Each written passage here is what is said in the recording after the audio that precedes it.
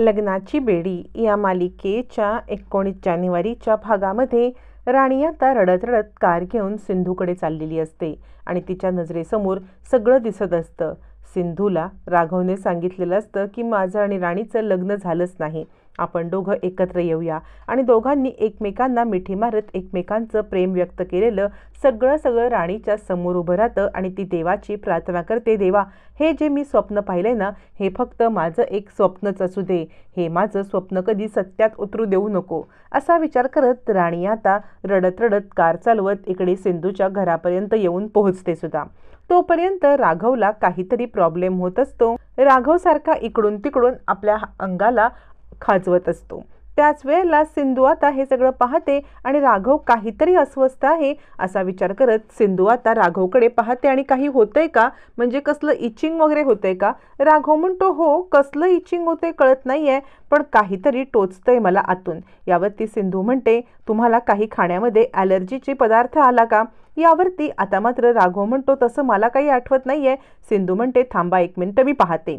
असं म्हणत सिंधू आता राघवचं शर्ट ओपन करून त्याला काय इचिंग होतंय किंवा कसला त्रास होतोय हे पाहण्याचा प्रयत्न करत असते। राघव थोडा ऑकवर्ड होतो, पण सिंधू त्याला आता मात्र शर्ट काढायला सांगते आणि म्हणते, माझ्याकडे एक ऑइंटमेंट आहे, मी तुम्ही शर्ट काढल्यावरती ते ऑइंटमेंट तुम्हाला लावून देईन। राघव म्हणतो, नको सिंधू, राहू दे, तू उगाचच त्रास करू नको। सिंधू म्हणते, असं कसं, थांबा 2 मिनिटं। असं म्हणत सिंधू आता राघवला शर्ट काढून त्याला ऑइंटमेंट लावण्याचा प्रयत्न करते। मग शर्ट काढल्यावरती आता सगळीकडे खूप डाग आलेले दिसतात। सिंधू सांगते, हे ऑइंटमेंट लावल्यावरती तुम्हाला थोडंसं झोंबेल, पण तुम्ही ओरडू नका, कारण मुलं इकडे झोपलेली आहेत, उगाच त्यांची झोपमोड होईल, म्हणून तुम्ही ओरडू नका। यावरती राघव होकार देतो। मग आता सिंधू हळूहळू फुंकर मारत ऑइंटमेंट लावत असताना दोघ जण एकमेकांच्या जवळ असतात, तेवढ्यात तिथे राणी येते। राणी हे सगळं पाहते आणि आता तिचा संतापाचा पारा खूप चढतो। चिडलेली राणी समोर येते आणि काय चाललंय, सावीच्या तब्येतीच्या नावाखाली तुम्ही हे काय धंदे चालवलेत, असं म्हणत ती आता खूप चिडते आणि म्हणते, तुझ्या एक्स वाईफ सोबत मजा करायला तुला लाज नाही का वाटत? एक्स वाईफ इथे बसते म्हणून तिच्यासोबत मजा करत बसलायस का तू? यावरती राघव चिडतो आणि म्हणतो, राणी बोलताना जरा विचार करून बोल, काय बोलतेस, कुणाबद्दल बोलतेस हा विचार कर। राणी म्हणते, मी जे बघितलं ते सत्य आहे, कपडे काढून तू इथे काय करत होतास? राघव म्हणतो, दिसतंय का, माझ्या मानेला इचिंग होत होतं, मानेवरती रॅशेस उठलेत, ते तुला दिसत नाहीये का? बघ तरी माझ्या मानेवरती किती रॅश उठलेत ते। आणि त्याला सिंधू ऑइंटमेंट लावत होती। राणी म्हणते, मला काय तू मूर्ख समजतोस का? या सगळ्यामध्ये मी तुला मूर्ख वाटते का? यावर राघव म्हणतो, अगं तिच्या हातामध्ये काय आहे ते बघ तरी, तिच्या हातात ऑइंटमेंट आहे, माझ्या अंगावरती रॅशेस सुटलेत, याचा तरी अर्थ समजून घे, उगाचच मनाला येईल ते काही बोलू नको, असं म्हणत राघव आता मधूचं तोंड बंद करतो। मधू आता सिंधूच्या हातामधलं ऑइंटमेंट आणि कापूस बघते आणि काय बोलावं तिला कळत नसतं। तोपर्यंत इकडे आता राजश्रीला खूप चिंता वाटते। रागारागात गेलेल्या राणीने तिकडे जाऊन काही तमाशे केले नसले म्हणजे मिळवलं असा विचार करत ती आता इकडे अस्वस्थ असते आणि त्याच वेळेला रत्नाकर म्हणतो, काय झालं? राजश्री, अगं उभं राहून तुझे पाय दुखतील। राजश्री म्हणते, मला खूप काळजी वाटते। राणी रागारागात तिकडे गेले। यावरती रत्नाकर म्हणतो, मला पण सिंधूची काळजी वाटते। यावरती राजश्री म्हणते, अहो पण मधूचं काय? मला तर मधूची काळजी वाटते, म्हणजे त्या दोघांचा संसाराचं हे सगळे धिंडवडे निघतायत। यावरती रत्नाकर म्हणतो, हे बघ, प्रत्येक जण आपल्या परिस्थितीनुसार बरोबर आहे, प्रत्येक जण आपापल्या मतानुसार बरोबर आहे, पण परिस्थितीच विचित्र आहे, त्याला आपण तरी काय करणार? विचित्र परिस्थितीमुळे हे सगळं ओढावलेलं आहे, तुला कळतंय का? या परिस्थितीनेच जन्माला घातलंय, त्यामुळे आपण याच्यामध्ये काहीच करू शकत नाही, सगळं काही नियतीवरती सोडू, सगळं काही ठीक होईल, तू नको चिंता करू, असं म्हणत रत्नाकर राजश्रीला समजवत असतो। आता मात्र चिडलेला राघव म्हणतो, तुझ्या डोक्यामध्ये अविश्वास भरलेला आहे आणि म्हणून तू फक्त हा विचार करते, सावीची तब्येत बरी नव्हती म्हणून मी इकडे थांबलो, नंतर तिच्या पोटात दुखायला लागलं आणि आता विनूने हट्ट केला म्हणून थांबलो। यावरती मधू सांगते, ही सिंधू आपला संसार मोडायला आले। सिंधू आणि सावी या दोघीजणी जेव्हापासून आपल्या आयुष्यात आल्यात, आपल्या संसाराचे 12 वाजलेत, तुला दरवेळेला त्याच दोघी बरोबर वाटतात। सावीचं नाव काढल्यावरती राघव इतका चिडतो आणि म्हणतो, खबरदार, माझ्या मुलीचं नाव जरी तोंडात घेतलंस तर याद राख, तिने काहीही केलेलं नाहीये. तू हवे तर मला वाटेल ते बोल, पण माझ्या मुलीला एक शब्द बोललेला मी बिलकुल खपवून घेणार नाही, लक्षात ठेव, असं म्हणत तो आता राणीला चांगलीच धमकी देतो. सिंधू सांगते, खबरदार, तुमचं चाललंय तरी काय? तुम्हाला साधी गोष्ट कळत नाही का? मुलं झोपले तिकडे, सावीची तब्येत बरी नव्हती, तुमच्या मनामध्ये उगाच राग आहे. मधू म्हणते, उगाच नाही, मी जे बोलते ते बरोबरच बोलते आहे. राघव खूप चिडलेला असतो, आरडाओरडा चालू असतो. तितक्यात या आवाजामुळे विनूची झोप मोडवते. विनू उठतो आणि म्हणतो, काय चाललंय? बाबा, तू इथे आलायस आणि आई तू पण इकडे आलीस, तू का आता आरडाओरडा करताय तुम्ही? आणि बाबा, तुम्ही आईवरती का ओरडताय? असं म्हणत तो आता इकडे राघवला विचारतो प्रश्न. राघव म्हणतो, आई आपल्याला न्यायला आले, चल बाळा, मम्मा आपल्याला न्यायला आले, असं म्हणत राघव आता तो विषय इथे संपवतो आणि मधूसोबत घरी जायला निघतो. सिंधू विचार करते, या सगळ्यामध्ये तेढा काही सुटतच नाहीये, उलट तिढा वाढत चाललाय, दिवसेंदिवस नको त्या गोष्टी घडत चालल्यात, असा विचार करत आता मात्र इकडे सिंधू उभी असते.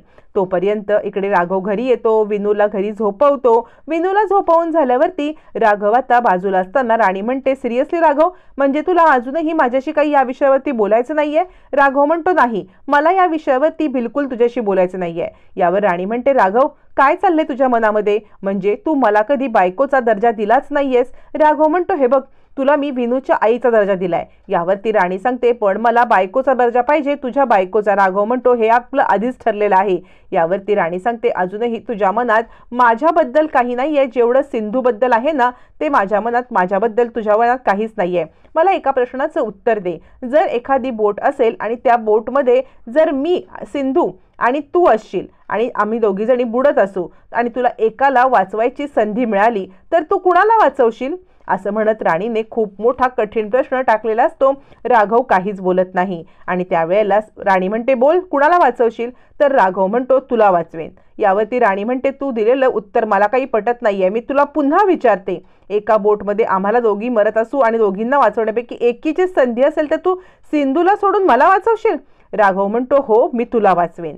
आता मात्र इकडे राणीला प्रश्नाचं उत्तर मिळालेलं असलं तरी ती या प्रश्नाच्या उत्तरामुळे सॅटिस्फाईड असते आणि ती म्हणते, तू खोटं बोलतेस. राघव म्हणतो, तुला जे समजायचं ते समज, मी माझं उत्तर दिलेलं आहे, असं म्हणत राघव तिकडून निघून जातो. राघव निघून गेल्यावर ती राणी विचारच करत बसते. तोपर्यंत रात्री घडलेला सगळा प्रकार रत्नाकर आणि राजश्रीला कळलेला असतो. ब्रेकफास्टच्या टेबलवरती रत्नाकर म्हणतो, राणी, काल जे तू काही केलंस ना, हे मला बिलकुल पटलं नाही. कालचं तुझं वागणं मला बिलकुल पटलं नाही. राजश्री म्हणते, हो राणी, म्हणजे सावीची तब्येत बरी नव्हती म्हणून राघव तिकडे थांबला होता, पण तू जाऊन जो तमाशा केलास ते काही मला पटलं नाही. रुक्मिणी म्हणते, का? मग राघवने सिंधूकडे थांबणं हे कितपत योग्य होतं? म्हणजे सिंधू समर्थ आहे ना मुलीला सांभाळायला, मग जर ती आजारी होती तर राघवला बोलवून घ्यायची काहीच गरज नव्हती. मला सिंधूचं वागणं काही पटलं नाही, असं म्हणत नेहमीप्रमाणे आता मात्र रुक्मिणी इकडे सिंधूलाच दोष देण्यासाठी टपून बसलेली असते. त्यावरती रत्नाकर म्हणतो, काहीही असलं तरी तो तिचा बाबा आहे, तब्येत बरी नसेल त्याला थांबण्याचा अधिकार आहे.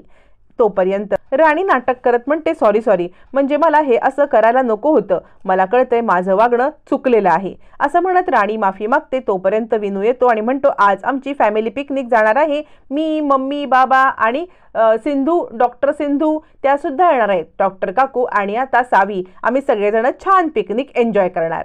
राजश्री म्हणते, छान, हं, पण आई बाबांचा हात सोडून लांब कुठे जाऊ नको बरं. तितक्यात तिथे आता अन्वी येते आणि म्हणते, राघव मामा, तुझं आणि सिंधू मामीचं काही भांडण झालंय का?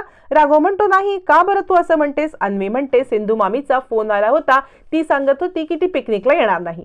राघव म्हणतो, काय झालं? सावीची तब्येत बरी नाहीये का? अन्वी म्हणते, नाही मामा, सावीची तब्येत तर एकदम ओके आहे. मी सिंधू मामीला विचारलं, तब्येत ओके आहे तरी सुद्धा सिंधू का नाही म्हणते.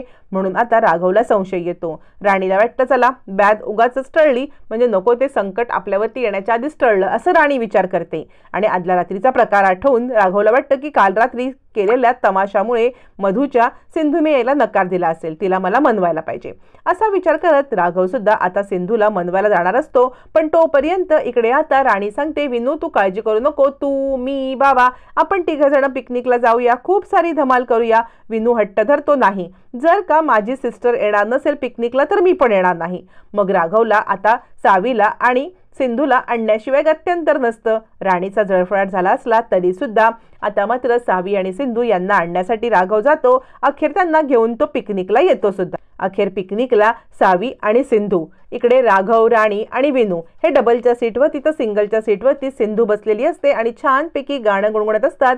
दृष्ट लागण्याजोगे सारे, गालबोटही कुठे नसे, जगदोघांचे असेल सुंदर, स्वर्ग त्यापुरे फिके पडे.